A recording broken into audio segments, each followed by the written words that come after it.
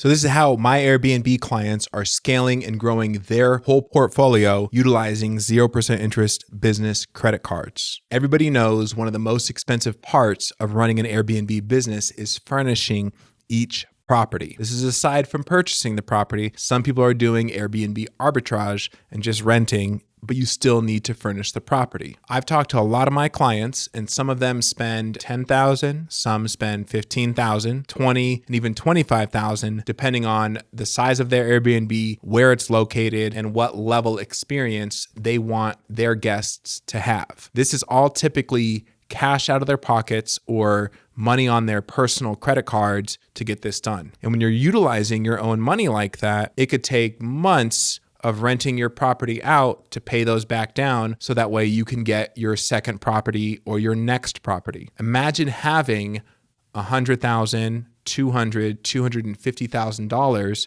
on 0% interest business credit cards that you can actually speed up this entire process, scaling your Airbnb business and whole portfolio a lot faster. If you're running an arbitrage model, then you can scale even faster because you don't actually need to purchase the properties. Or if you are purchasing the properties and maybe you have a few different people or you have some great lendability, you can get a bunch of mortgages or however you have it done on the purchasing of the property side, that's great. We're going to solve the problem for furnishing all your properties. So to get qualified for this type of funding, you do need to have an LLC or some sort of corporation, and you do need to have a 700 or more credit score. These are the basic minimum qualifications. There's a lot more, but we can cover that on a call, or we can cover that by just watching my other videos and you'll know what's needed. Imagine you have this capital, $200,000 for example, and you want to scale up your business. Instead of doing one at a time or one new property a year, which is how a lot of my clients came to me in the beginning, they would say, we want to get one new property a year. That's great. It's not bad growth. You're getting real estate. You have an operating business. It's paying the mortgage in most cases. You're happy. You're making money. Imagine if you could get 3 new properties a year or 6 new properties a year, depending on what model you're running. Or if you have a 4-plex and they're all Airbnbs, there's a lot of different scenarios that can happen. You can utilize the 0% cards and furnish 3, 4, 5, 10 properties at once, depending on what the cost of furnishing is. You can have multiple projects running. You can 10x your business in that 12-month time frame by utilizing 0% business funding. And you can essentially even start off doing an arbitrage model where you rent a property that's qualified and then put it on Airbnb.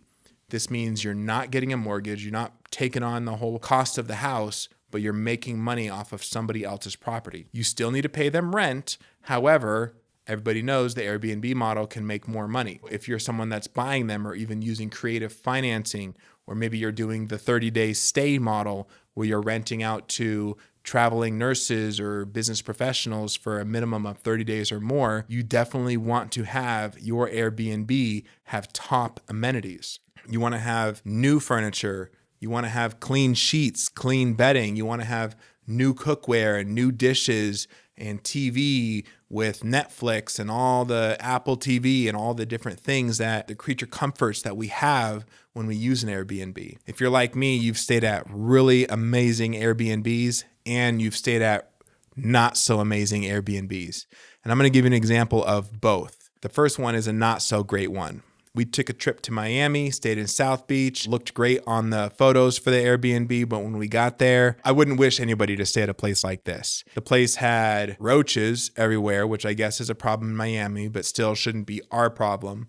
The beds looked old. The couch in the living room wasn't a couch. It was another mattress that we had to sit on. We didn't want to touch any of the dishes. They looked dirty. They looked old. I mean, this place is just, I don't recommend doing this if you're a business owner. You need to actually care about your guest experience. Now, on the other side, we took a trip to California and we stayed in Palm Springs. This Airbnb host, you can tell, really cared about their guests. The place looked nice. It looked like somebody's residence. It had new furniture. It had new dishes, new kitchenware. They had a little note for when we got there. They knew I was a veteran. and it happened to be Veterans Day, so they got me a little gift. I was completely blown away by this experience of this Airbnb host. Of course, they were a super host. Now, guess whose business is probably doing better? If we're ever going to go back to Palm Springs, we're staying there 100%. If we go back to Miami, I'm not even walking by that guy's place, and the fear of catching something, it felt so dirty. If you have the funding and the proper resources and you're a good person, then you can make a good stay for your guests, which will this just in turn increase your marketing for your property,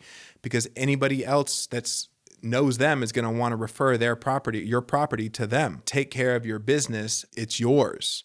So make it a good stay for your guests, spend the money, and we're going to get you the money to actually do so and expand your Airbnb portfolio. This is the number one way to grow and scale your Airbnb portfolio utilizing 0% interest business funding. If this was helpful to you, drop a like, leave a comment, tell us your story, tell us how many Airbnbs you have. Follow for more.